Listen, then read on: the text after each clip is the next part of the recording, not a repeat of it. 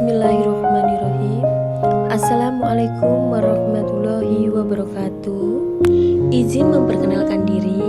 Nama saya Lulut Ismaya dengan NPM 237100110. Saya sebagai salah satu mahasiswa Magister Manajemen Universitas Muhammadiyah Metro.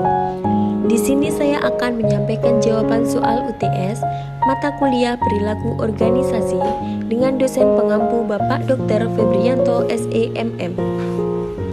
Soal yang pertama, perilaku organisasi merupakan bagian dari gambaran kondisi organisasi. Uraikan penjelasan perilaku organisasi dikaitkan dengan perilaku kelompok dalam organisasi terkait kepuasan kerja. Berikan penjelasan dengan referensi penelitian terkait minimal 5 referensi dengan waktu referensi 5 tahun terakhir. Penjelasan dari perilaku organisasi merupakan studi tentang bagaimana individu dan kelompok bertindak dan berinteraksi di dalam organisasi.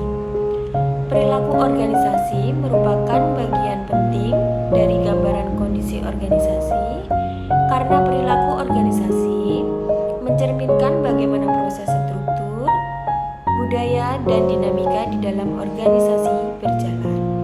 Perilaku ini menggambarkan tingkat kesehatan organisasi, efisiensi, operasional, hingga tingkat keterlibatan dan kepuasan karyawan.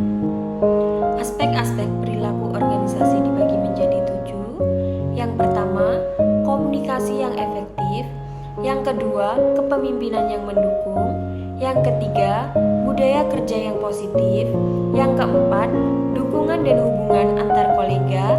Yang kelima, pengakuan dan penghargaan. Yang keenam, pengembangan karir dan peluang belajar. Yang ketujuh, kesesuaian antar tugas dan kemampuan karyawan. Hubungan antara perilaku kelompok dengan kepuasan kerja dapat dibagi menjadi 5. Yang pertama, dukungan sosial dalam kelompok. Yang kedua, kolaborasi dan kerjasama tim. Yang ketiga, komunikasi yang terbuka. Yang keempat, pemimpin kelompok yang mendukung.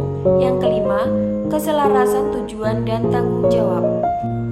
Selanjutnya, penelitian relevan. Yang pertama, penelitian oleh Z.S. Darmawan dan H. Baskoro 2023. Pengaruh budaya organisasi dan kepuasan kerja terhadap kinerja karyawan di PT Niga Tama. Penelitian ini menyoroti bahwa hubungan budaya organisasi yang kuat dapat meningkatkan kepuasan kerja, yang pada akhirnya memiliki dampak positif terhadap kinerja karyawan dan kepuasan kerja, menjadi mediator antara budaya organisasi dan peningkatan produktivitas. Kedua, penelitian oleh Suryadi dan L. Nur 2023, peran kepuasan kerja dalam memediasi komitmen organisasi terhadap kinerja karyawan.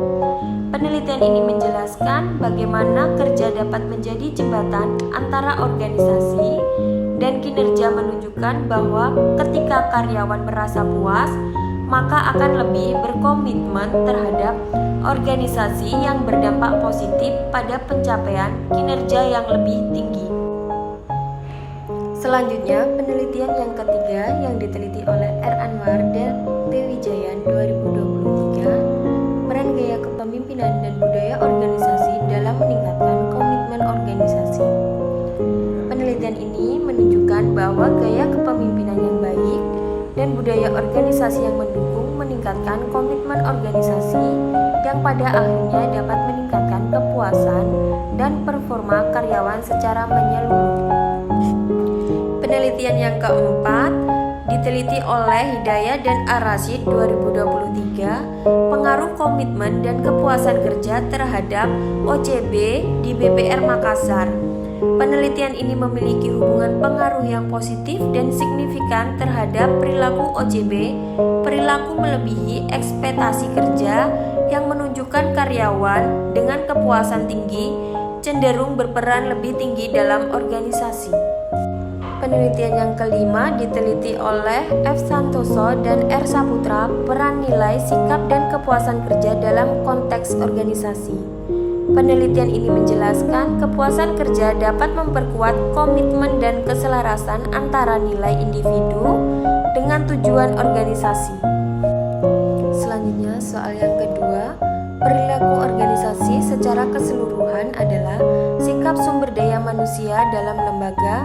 Terkait dengan hal tersebut, seberapa penting sikap profetik menjadi dasar dalam sikap sumber daya manusia dalam lembaga.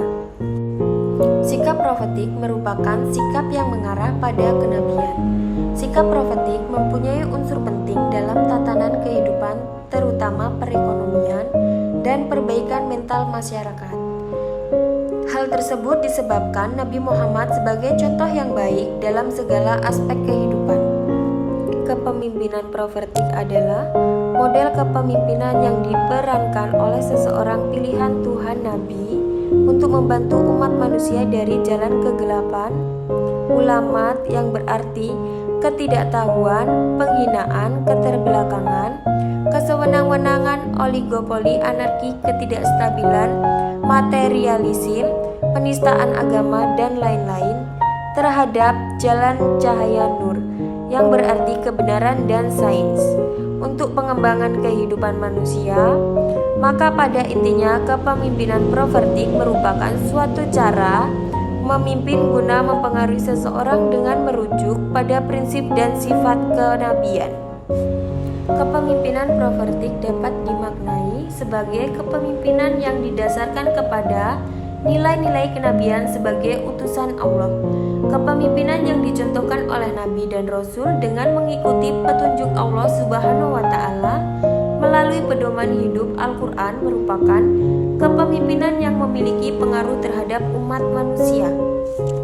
Jadi kesimpulan dari kepemimpinan profetik adalah kemampuan seseorang untuk mempengaruhi orang lain mencapai tujuan sebagaimana yang dilakukan oleh para nabi dan rasul. Az-Zaki dalam Munarji apabila mencermati kehidupan Rasulullah akan menemukan banyak sekali keistimewaan dan pelajaran yang seakan-akan tidak pernah habis. Demikianlah hasil jawaban UTS mata kuliah perilaku organisasi dari saya. Mohon maaf apabila jawabannya kurang memuaskan. Terima kasih atas waktunya. Saya akhiri nun wal kolami wa mayasturun. Wassalamualaikum warahmatullahi wabarakatuh.